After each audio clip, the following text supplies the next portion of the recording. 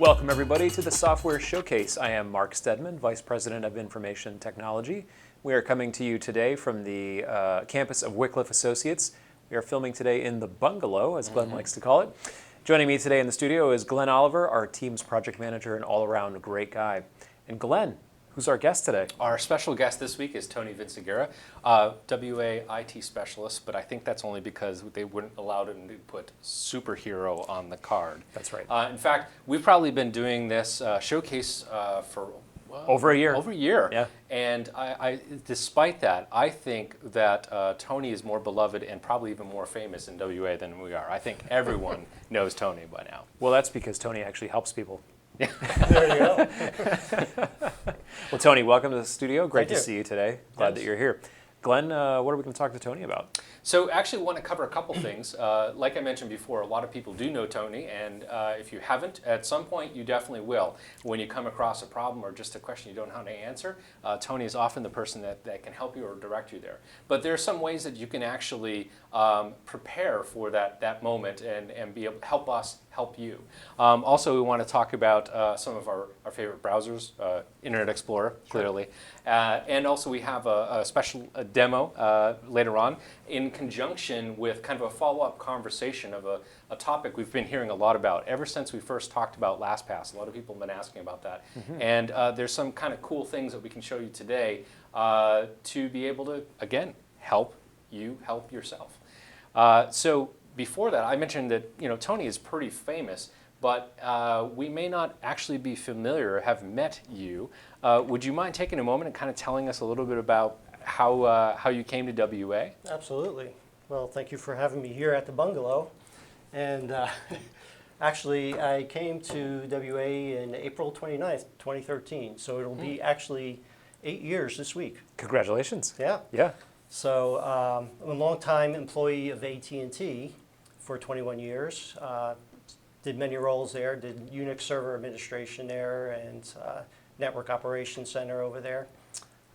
When that came to end in 2005, I kind of did some other tasks, such as worked for the Orange County school system, worked for a local church here in Orlando, also worked at some government companies, Northrop Grumman, working in a laser division, which made lasers for our military planes and helicopters. And did a lot of contracting in between. And then one of my contracts came to an end on a Friday and didn't know where I was going from there. As I'm walking out of the door, I got a call asking to come in for an interview at Wycliffe. And I didn't apply for a Wycliffe, but so be it, here I am. So glad to have me here. And What an awesome way to Yeah. get a job. Yeah, It was I like didn't even apply. Like a They just preordained applied. Holy Spirit moment. They just That is. knew you were That looking is and you're the definitely a guy, God and thing. here you are It's 8 like- years later. Yeah. They look at the job description, know there's only one person that fits it. I'll just give him a call. Let's save Yeah. ourselves some Yeah, time. that's it. Yeah. Why advertise? Yeah. So glad to be here. Yeah, we're glad you're here too. So when we first kind of approached you about today, we were asking a little bit about like, hey, what are some of the most frequently asked questions or situations that you get into? And it kind of led us down the path of saying, hey, when that person does reach out to you by email, by phone, however that is, maybe a help desk ticket, what are some of the ways that you would conduct that call? What can they do to help you before even connecting? Sure. Actually, the best method would be to put a help desk ticket in, and you could reach that at our splash page or home page. There is a button there. You could submit a help desk ticket. Well, let's take a look. Is that on the? There we go. That's the one. Yeah. So what page are we looking at here? This is our SharePoint page, or some call it splash page, call it home page. It's our main page that we have all our links to our sites and different things we could get to. So if you scroll down on the left there, we have the help desk link. And from here, you could submit your request in. It's pretty basic. They probably want you to log in there, but It does. yeah. But anyway, yeah, once you log in with your WA account there, it'll have the options to put in the summary, the reason for your ticket, a contact number. And that will come into the help desk system, which I mainly see all those come in. And if they don't belong particularly to me, I can assign it to one of our team members. So please do use that as your first stop. I realize there's sometimes emergencies where you need to get to something right away. Your password's not working, you got a meeting you got to get to, you got to log in. It's perfectly fine to call the numbers on that site also. You could call me directly. I'm not always at my desk, but feel free to call anyway. The other method is if you're able to get onto Teams, try to message me in Teams. And we could see about getting help to you right away. If I don't see it particularly, maybe one of our other team members will see it. Those tickets do come in as emails, and they do get circulated through the team. So if there is an emergency, somebody will see it and get on it as soon as they can. Yeah. So please do use that. I think just a note about the help desk is the other way to submit a ticket, of course, is just to email the help desk directly. That's correct. I'm yes. not sure how many people do it through the Yes. form or whatever, but I think what I heard you say is that the form asks for your phone number and some details about the ticket. And, Sure. And so maybe just a reminder that if you do send an email to helpdesk@wycliffeassociates.org, think about including your personal phone number. How can you be reached, especially Yes. if it's urgent? You might not immediately think, oh, I should put my cell phone number in there or my office number or whatever. But if you include that, it saves us a step of having to look that up, or maybe we don't have it. And so, then you're kind of just in the email loop. So Yeah. Yeah, and sometimes it's helpful too if you can't get access to your email. Of course, I can't get back to you that way. A phone number or a personal email. If your personal email is working, feel free to include that. yeah. Now, can they send a ticket in from their personal email? I believe they can. Yeah, they can. Yeah. You may experience an extra layer of validation. So that validation is not computer validation, that's us. So, if Glenn sends in a ticket from his personal email account and says, hey, it's Glenn and my password needs to get reset, you're probably going to get a request back saying, that's lovely, Glenn. Why don't you send us your phone number and we'll talk to you. That's a protection for you and for the organization, because this is a way that people try to attack an organization. I figure Yes. out an email. We don't know all your personal emails, but I know your name is Tony Vinciguerra, so I go and I register TonyV@whatever.com, send an email, and I'm like, hey, it's Tony. So we're going to ask you, to just kind of validate who you are, and we'll, maybe we'll ask you for like a secret password or something that you don't know. Now we'll try to figure out, some way to just verify that it's you if you send it from your personal email. But we'll help you. We will definitely still help. Yes, actually, sometimes I may even ask you who your manager is, see if you even know who that is. And I will check it in our database to see if that lines up. Yeah. So, yeah, we do want to be cautious about that. We're not going to just start resetting passwords that anybody calls. Right. So just bear with us for that extra layer of protection there, Yeah. for your protection. And while most often it is Tony looking at these communications, we do have people covering on the off days that, Tony wants to take a vacation or sick or the like. So somebody's right. always covering for that. But I know that, just last week, I got some help desk tickets from you, forwarded from other people, because Tony knows pretty much everyone and knows where their areas of expertise and what questions can be answered. So that was very helpful. Yes. But I was just going to comment also, when you do send in a ticket to helpdesk@wycliffeassociates.org, that actually goes not just to Tony. I get copied on it, Matt gets copied on it, Holly gets copied. There's a handful of people that are on that distribution. So there's going to be eyes on it usually fairly quickly, even if one or the other of us is out. So it's, it could be tempting to just email Tony. And if it's not urgent, I suppose somebody could do that. But if you want to make sure it's getting tracked and there's multiple people and you need a response, it is really best to reach out to the help desk ticketing system if you have an issue you need resolved. Now, if you just want to email Tony and tell him that you think he's a great guy, feel free to email him directly, and then you can CC myself or Matt, so we see that as well. Absolutely. So even today was a perfect example of the next thing I wanted to bring up, which is sometimes in describing the problem or where the issue is, sometimes I wish literally Tony could be over my shoulder. Hey, can you see what I'm seeing? In fact, I did that today. I had the advantage of being in the office and Tony was here. And I said, look, we're trying to send back messages to each other. The party, we had about 3 of us, and trying to send images, trying to describe the problem, and it's just easier for him to see. And it was like, I think within 3 minutes you had figured out what the problem was, and we're up and running again. So sometimes if that's required, we have an ability for Tony to be able to, kind of look over your shoulder with your permission. And that's our Bomgar system. Do you want to talk a little bit about that? Absolutely, sure. Bomgar is our remote control tool, which allows me to remote into your computer and actually guide you through whatever problems you are having, or actually do some things for you to make it easier. It's a very handy tool. Today, actually, this morning, I was in a computer in Russia helping somebody out. It's handy if you are on that remote end and you don't speak English, to have your computer in English. There was a little barrier there. So it was kind of hard to pinpoint what I was poking at there. But all in all, it worked out. He brought up a translation tool that was allowing us to communicate back and forth. So Bomgar, which we have up here on the screen also, Yep. when I could send you a link, when you click on that link, it'll prompt you to download a file and install. Once you do that, it'll allow me to access your computer, and then there'll be one other step to give me full administrative privileges. But it's a pretty simple tool to use. A little complication sometimes with Macs, but there's not a lot of Mac users.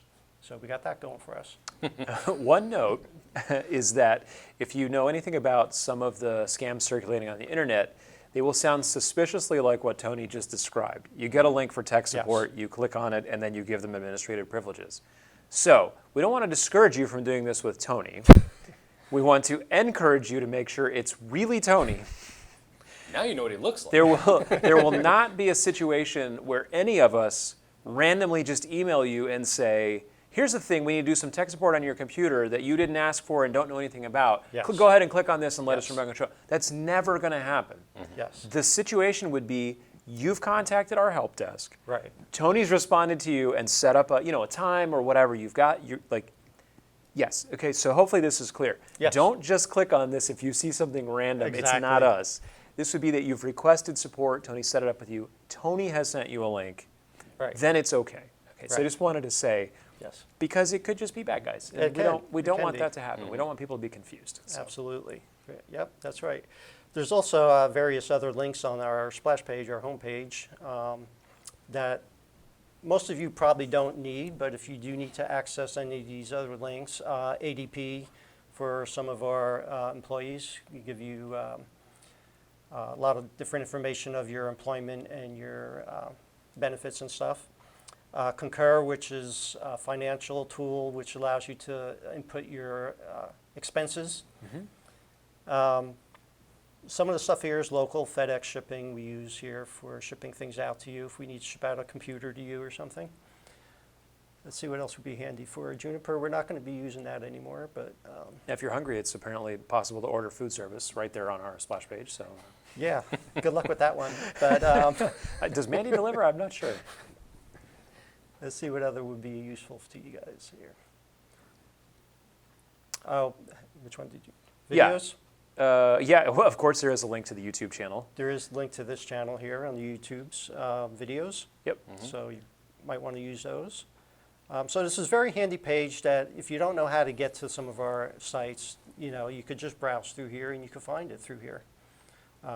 If you have any other questions about what you need to get to, feel free to contact us.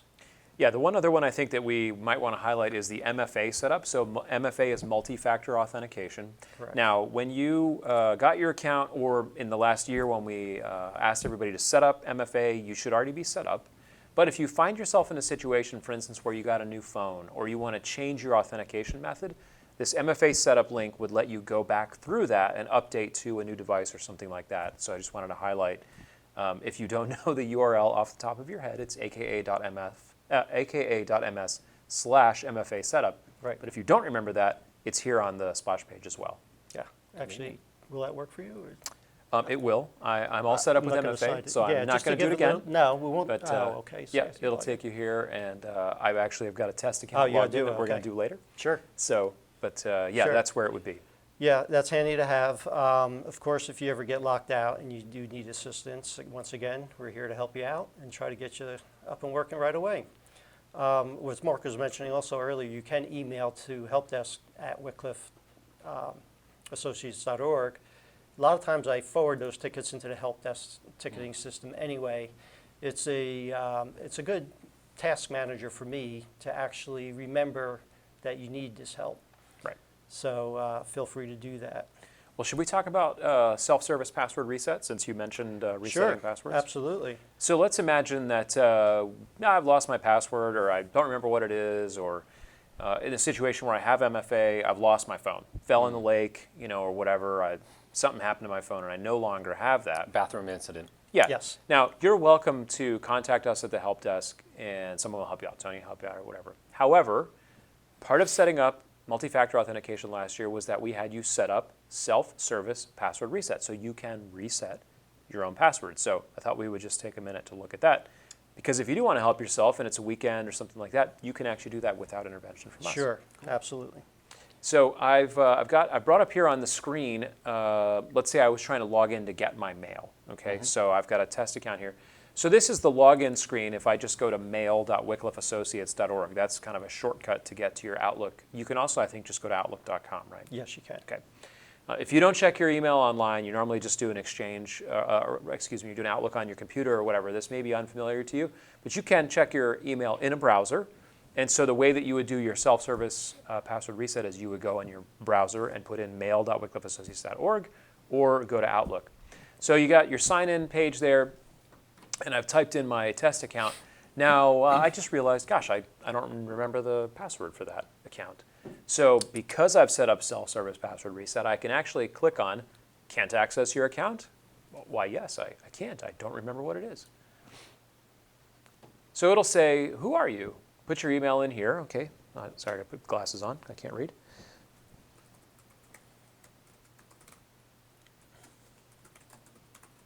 And then I just put in my challenge here to make sure I'm a legit person. This is probably harder than resetting the password. Yeah. Okay, let's see how that goes. Click on Next. Now, again, I've set this up in advance, as you should have as well. If you did not set this up, let us know. You'll get to this screen where it'll say, great, let's get you back into your account. Please choose the first contact method that we should use for verification. Now, in this case, I've set this test account up with my personal email, so it's showing me a piece of my personal email there to validate that it's me. Or I can do call my office phone. Now, this is one of the reasons why we encourage people, when you set up your multi-factor authentication and your self-service password reset, go ahead and put your cell phone in there, that's fine. Go ahead and put in another number as well, because we all love to think that we won't ever break our phones, but some of us have broken our phones, and of course it happened when I was out of state. So kind of a pain, and this bailed me out because I had this available and was able to go ahead and get past, re-authenticate and get myself set up. So my suggestion to you is, if you have an office number, this is what I have this test account tied to, is my office number, go ahead and put that one in as well. Or I would also suggest perhaps a spouse or a child's number who would be likely to be traveling with you or available, just as a backup. So I'm going to call my office phone here. Now, it does ask me to put in my whole number, so that if this was a person trying to hack my account, they wouldn't be able to start initiating calls to my phone because they don't know the actual number. I'm going to hit call. And if everything goes as planned, I'm going to start there it is. Hello? Thank you for using the Microsoft Sign-In Verification System. Please press the pound key to finish your verification. So I'm going to not press the pound key, but it's going to just voice prompt you through, and then it's going to allow you to reset your password on your own. Super helpful if you're traveling, weekend, evening, something like that, and you don't want to wait. In fact, sometimes I think what we do is we actually just send people to here and say, go ahead and reset your own password. Yeah, we'll do that also. Sometimes it doesn't take effect immediately to sync up with the Microsoft servers, so you may have to wait a little bit. So, if you've gone through the steps and it seems like it went through, just give it a few minutes and let it sync up. Yeah.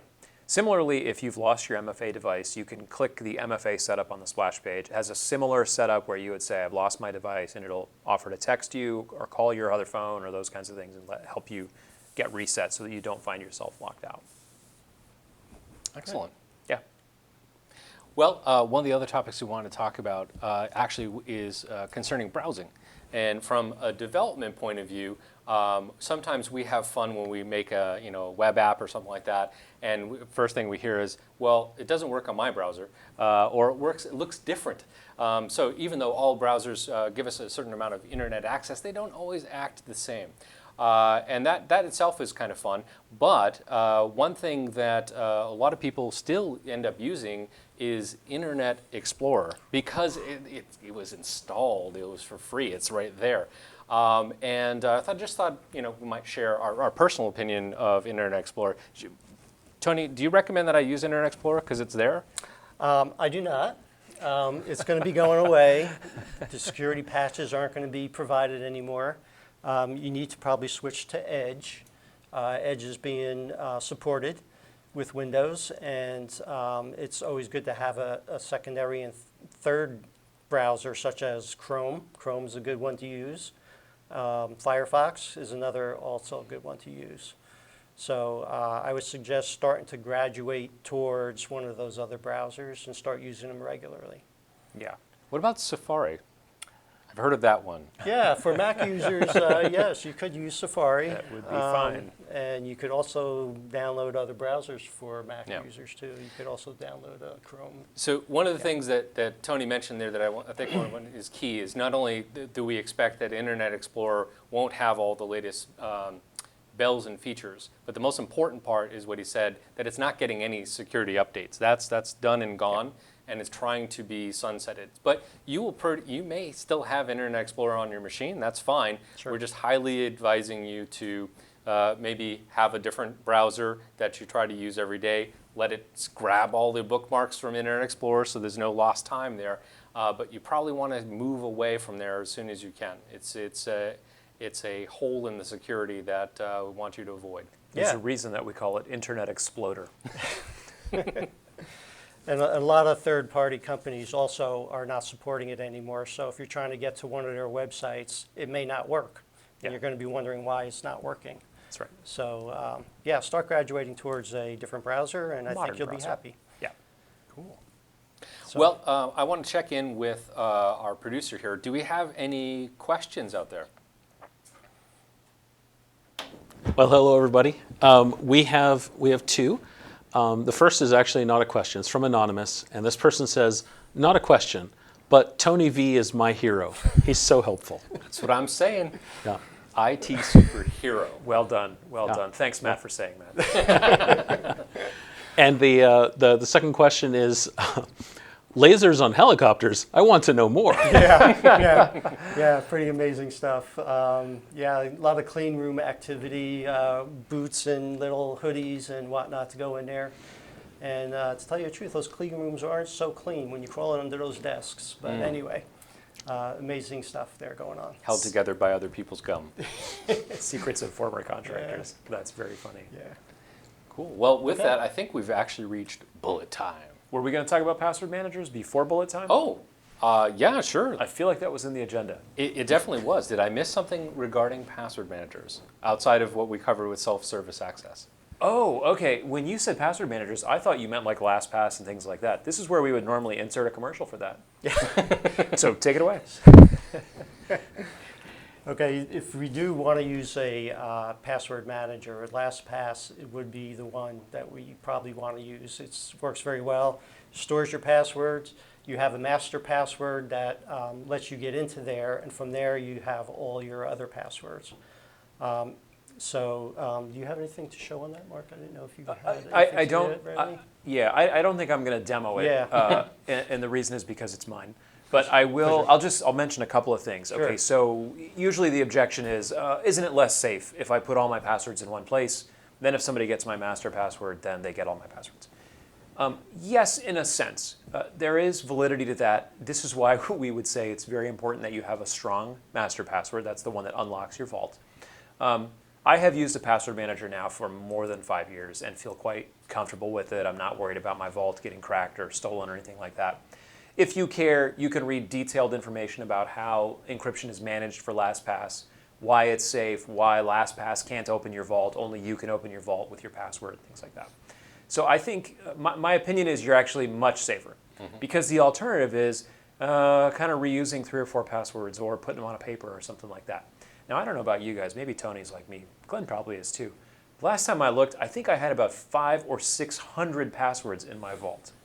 Yes. I just breathe easier knowing that I don't have to memorize all Well, the passwords or you rotate can't. them or just You it's cannot memorize 500 passwords.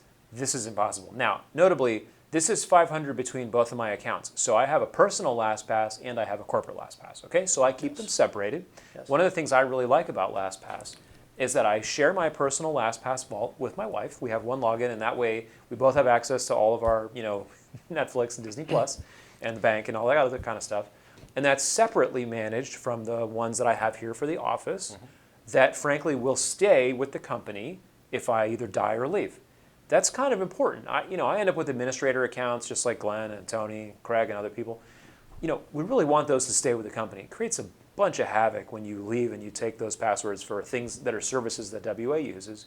But beyond that, I think the most important thing is that your corporate vault, if you do it through our subscription, so if you contact us and say, I'd like to get LastPass and I'll pay the $25 a year or whatever out of our budget or something like that. If you get locked out, we can help you. Okay, with your personal account, you're on your own. You're literally on your own. If you contact LastPass, they'll say like, "Oh, sorry, we can't help you. If you lost it, you lost it." Now they do have some ways to like roll back to previous password. You can print out one-time passwords and keep those somewhere very safe, so that you have like a backup in case something happens or whatever. However, with the corporate one, we do have the ability to help you reset your password. We don't have the ability to like directly break into it without you knowing. We don't want to do that anyway. We're here to help you, not to like steal your business passwords. So I would recommend that you set up a personal one for your personal passwords, and then you link that inside of your corporate account. So I log into my corporate vault. It has my personal vault in there. So for me, it's almost like it's one vault, but they are isolated and they're separated. Work has no ability to get into my personal ones, and that will go with me if I ever leave. The corporate one is left here, and I can get support from Tony or Matt if I have a problem. So that's kind of my commercial on that. I also use the mobile app on my phone so that I can generate passwords, generate strong passwords, store them in my phone. The integration's pretty decent. It's not. I can log into both apps and browser, and I think that kind of once you get over that hurdle and you start doing that, you're going to feel a lot more confident in having, crazy, long, complicated passwords, and not feel like, I keep using password one over and over. So. Anyway, that's my commercial. If you have questions on that, feel free to contact Tony at the Helpdesk or myself or Glenn or whatever. And I hope you're hearing that, we're recommending this because not only we believe it, we use it, but also we're kind of offering it via your manager, approving that as something we want to use. Now, there is a free version, I believe, but I think it's limited in the sense of you get essentially one device. Maybe it's just PC something like that. or mobile or something like that. But if you do have a personal account, it lets you to integrate those, which is really convenient. Yeah, and if you want to use another password manager, that's fine. I think what we would say is you should use a password manager. If you have a reason that another one is better for you, that's fine. They maybe already own one. Yeah, we use LastPass because we like it. I use it personally. That's how I got started on it. And then we sign up for the corporate account. We do pay for the corporate account. We pay it on like an annual subscription. We'll take care of paying it. We'll just charge your budget back at the end of the year, whatever. That's all fine. So. Absolutely. What's not good, though, is putting it in a Word document or an Excel spreadsheet, which I've been on your computers and have seen. So do not do that. This is the very definition of throwing shade. That's Tony throwing shade on all of us, I think. But we all try to make it easy to get into these accounts. So this is just another way to do it that would be more secure. So do look into that. Yes. All right. Yeah. Okay. Now. Well, let me just check back. Craig, do we have any remaining questions? Do we? Okay. No more questions. So everyone has questions? Everyone believes in what we're saying? They either all believe it or it's gone completely over their heads. Or they just can't wait for bullet time. Yeah. They just want us to get to bullet And if you time. come up with a question during bullet time, you can still put a question in with me. So we'll check back one more time before we're done. So. All right. So, Tony? Yes. Bullet time, you're familiar with that. We ask some kind of rapid fire questions. Sure. And just getting your opinion on that. There's no right or wrong answers. There's just preferred answers. iPhone or Android? iPhone, of course. Team Okay. iPhone. Okay. High five. All right. There you go. All right. All right. Put Our them producer's in not their happy. proper order. Chicken, beef, fish. Chicken, beef, fish, huh? Yeah, we're going to have a wedding later, so we're wanting to know. Beef, chicken, fish. Excellent. Okay. Okay. Yeah. Favorite guitar that you've ever played? That's what. Good question. You don't have to own it either. I Yeah. don't own it, but it is a Martin. Nice. Very good. Martin makes a fine guitar. Yep. Yes, they do. And I know you're going to go sideways on me, but the other question we've asked most guests is a book other than the Bible that you would recommend. Well, I've started a book, but haven't been too far into it. But I would like to recommend a podcast. Oh, One of them that I've been kind of looking into is a person called Mike Lindell. Many of you may know him as the pillow person, the My Pillow guy. He has an amazing story. He's from addict to CEO. So he was a drug addict. He came to know the Lord, and he's on fire for the Lord. A lot of people may know him now a little more in the political arena, but he just is on fire for our country and just wants to be out there to serve. So very inspiring story. And is that a ongoing podcast, or is that like a book that's been It's kind of a limited short. series? It's not a complete book. It's kind of series, different snippets. Okay. Yeah, Cool. but very inspiring. So I've been kind of listening to those. Thank you. It's Yeah, sure. been awesome having you. One last check. no Nope. questions. All right. Okay, Thank you, Tony, for joining us here in the bungalow. absolutely. Thanks you. for Another wonderful inviting me. showcase. All right. And next time that we come back, I believe we're going to meet with Roger Wartenberger. That's right. What does Roger do? So he is, well, from my perspective, I know him best as the audio librarian. He works with a lot of our content, right. scads of it. But Yep. he actually works in the content team with Christine Jarka. So Yep. he has many, many hats, but we'll be focusing on one of them. Yeah, that's going to be really fun. Well, Glenn, as always, as we wrap up, we want to remind everybody, please like and subscribe if you're watching this on YouTube. You can't like and subscribe on Teams. It's really too bad. It does help us. Also, feel free to share this with friends. We have quite a few. We have all the software showcases on our YouTube channel. Feel free to check out some of those others. Share them to your own social media feeds or share them with friends if you think they'd be interested. All right. Glenn, always great to see you, and we'll see you back here in 2 weeks or 3 weeks? I believe 2 weeks. 2 weeks. Yes. Very good. Well, once again, thanks everybody, and we'll see you next time.